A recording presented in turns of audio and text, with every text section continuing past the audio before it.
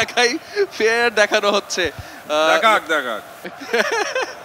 মানে কিন্তু এভাবে দেখিয়ে যদি আরেকটা গোল দিয়ে দেয় চাষি ভাই তখন কি হবে? আমি অলরেডি দেখতেছি তো ইংল্যান্ডের পা যেমন কাঁপতেছে, মানে খারাপই লাগছে। এটা কি ভয়? হ্যাঁ, মানে আমরা আরেকটা গোল আমরা দিয়ে দিব।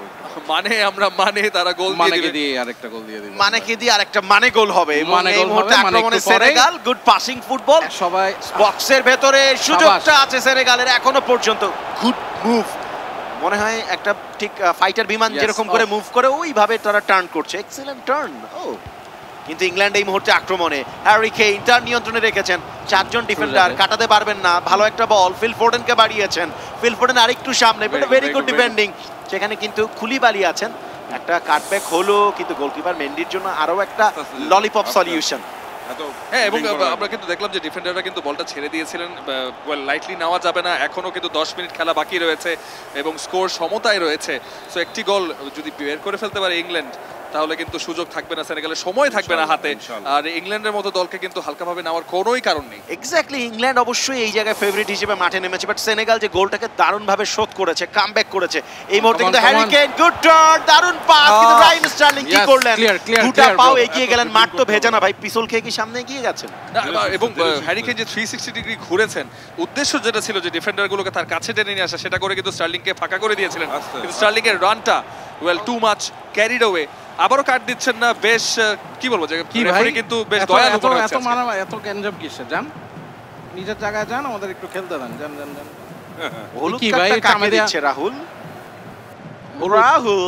হ্যাঁ, হলুদ কার্ডই তো। আমরা তো ভয়ে লাল দেই না, আগে বললাম না। ভয়ে লাল দেই না? কে কাকে ভয় পায়? মানে তো পা লাগার আগেই লাল দেখা ভয়, মানে চায় 10 জনের সাথে খেলুক। 10 জনের সাথে খেলার সুযোগটা এই মুহূর্তে ইংল্যান্ড পাবে না।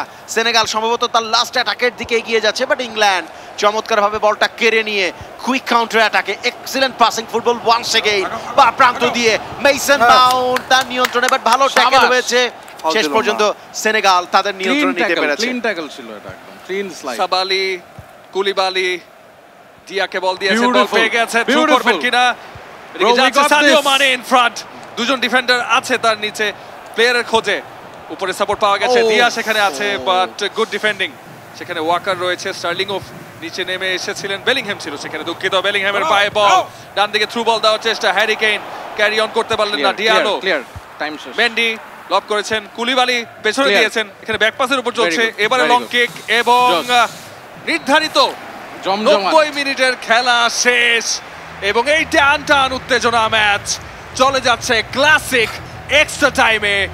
England 1, Senegal 1। ক্লাসিক এক্সট্রা টাইমে আমরা এন্টার করতে যাচ্ছি। ইংল্যান্ড বনাম সেনেগাল। ইট ইজ বিশ্বকাপ গেমারু হোস্টেড বাই বিকাশ।